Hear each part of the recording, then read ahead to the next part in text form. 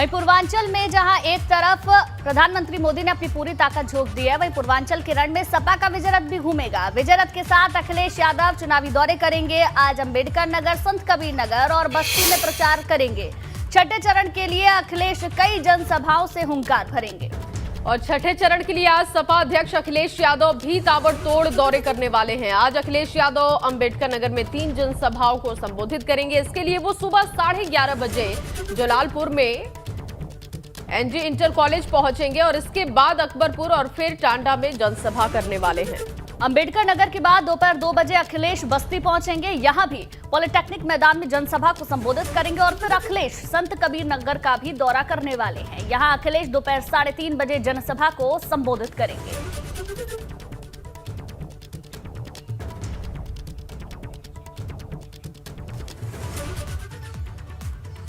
वहीं 5वें चरण में सबसे ज्यादा चर्चित सीट प्रतापगढ़ जिले की कुंडा की सीट रही, जिस पर पिछले कई दशक से रघुराज प्रताप सिंह जीतते आ रहे हैं। कभी सपा सरकार का हिस्सा रहे रघुराज प्रताप उर्फ राजा भैया की राह इस बार सपा प्रत्याशी उतारकर अखिलेश यादव ने मुश्किल कर दी है। तो वही चुनाव के दौरान सपा प्रत्याशी ने हमले कराने के आरोप लगाकर राजा भैया की नैतिकता पर भी सवाल खड़े कर दिए हैं।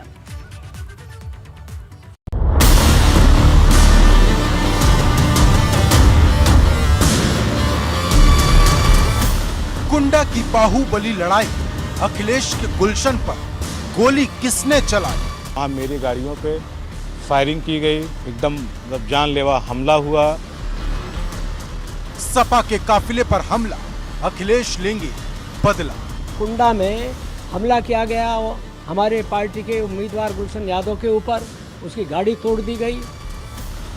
कुंडा में कुंडी, 22 में किसकी किलेबंदी?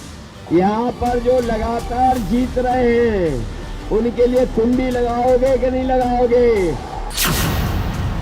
ऐसी कुंडी लगाना कि दोबारा कुंडी न खोल पाए। जो जिस भाषा में समझे, फिर उसमें से कुछ लोग सरकार हमका एक गलत फहमी दूर कर जाए। सरकार न बनत यह न बने दे।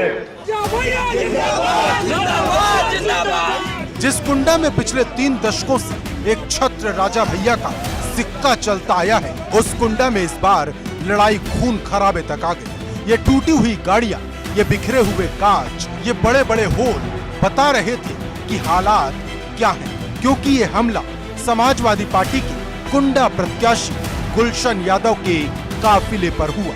खुद गुलशन यादव ने राजा भैया और उनके सहयोगी अक्षय प्रताप सिंह पर इस हमले का आरोप लगा दिया। एसपी प्रतापगढ़ ने कहा है कि गुलशन यादव सुरक्षित हैं और वो उन पर जो हमला हुआ है उसमें उनको चोट नहीं आई है, ना के बराबर है। गाड़ी का शीशा टूटा है, गाड़ी में थोड़ी डेंट आई है, लेकिन बाल बच गए हैं गुलशन यादव। और गुलशन यादव से जब मेरी बात हुई, उनका कहना है कि मैं सवेरे से जब प्रचार प्रसार कर रहा था, बहुत जगह मुझे रोकने की कोशिश की गई, बहुत जगह समझाने की कोशिश की गई, बहुत जगह मुझे ये बताने की कोशिश की गई कि तुम बहुत ज्यादा एक्टिव हो, बहुत ज्यादा सक्रिय बने हो, बहुत ज्यादा घूम रहे हो, बहुत ज्यादा खेल रहे हो, ऐसा नहीं चलेगा। गुलशन यादव ने ये आशंका सवेरे ही जताई थी। गुलशन यादव का आरोप है कि जब वो पहाड़गंज से गुजर रहे थे, तभी 50 से ज्यादा लोगों ने उनके काफिले पर हमला कर दिया, जिसमें कई राउंड गोलियां चली, जिसके निशान गाड़ियों पर मौजूद हैं। तो हम पहाड़पुर तरफ से निकल रहे थे, पहाड़पुर बनोही की तरफ से, तो वहाँ मेरी गाड़ियों पे फायरिंग की गई, एकदम जानलेवा हमला हुआ। 3 गाड़ियां तोड़ दी गई। ठीक लोग इसमें थे, इसको ईंटे से तोड़ दिए, फेंक के मारे, पथराव कर दिए यहाँ पे इस गाड़ी पे। जी। इसमें आपके सिक्योरिटी के लोग थे, सिक्योरिटी के बावजूद भी हमला हुआ? बिल्कुल हमला हुआ। सिक्योरिटी के सामने सब कुछ हो रहा है। अच्छा। और यहाँ का प्रशासन मुख्य दर्शक बना बैठा है। इस हमले के चश्मदीद वो पुलिस वाले भी हैं जो उस वक्त गुलशन यादव के काफिले की सुरक्षा में तैनात थे, जिन्होंने एबीपी गंगा के कैमरे पर हमले की बात को खुद कबूल किया है।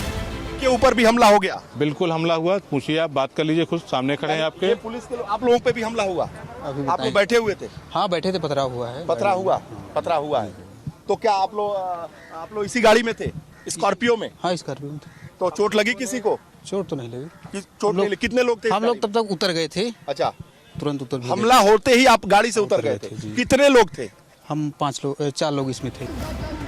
वहीं इस हमले की शिकायत समाजवादी पार्टी ने चुनाव आयोग से की है, लेकिन साथ ही आरोप लगाया कि शिकायत करने के बाद भी कोई संज्ञान नहीं लिया जा रहा है। कुंडा में हमला किया गया, हमारे पार्टी के उम्मीदवार गुलशन यादव के ऊपर, उसकी गाड़ी तोड़ दी गई, उसके ऊपर जानलेवा हमला किया गया, बूथों पर कब्जा किया जा रहा है, वोट नहीं डालने दी जा रही है और धमकी दी जा रही है कि चुनाव के बाद इस शाम को फिर हम देख लेंगे।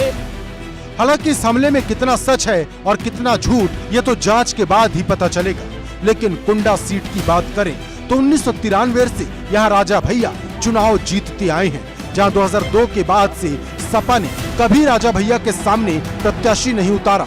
2012 में जब सूबे में अखिलेश यादव की सरकार बनी तब राजा भैया जेल मंत्री बने थे, लेकिन इस बार कुंडा में समाजवादी पार्टी ने अपना प्रत्याशी उतारा तो कुंडा की लड़ाई न सिर्फ दिलचस्प हो गई, बल्कि जिस सपा के साथ राजा भैया का पुराना दोस्ताना रहा, अब उसी के साथ अदावत हो गई।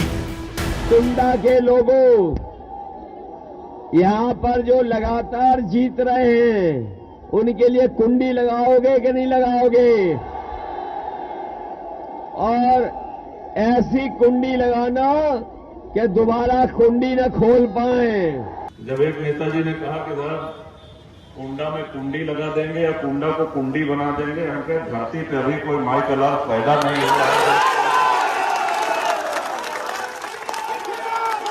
कुंडा कुंडा नहीं।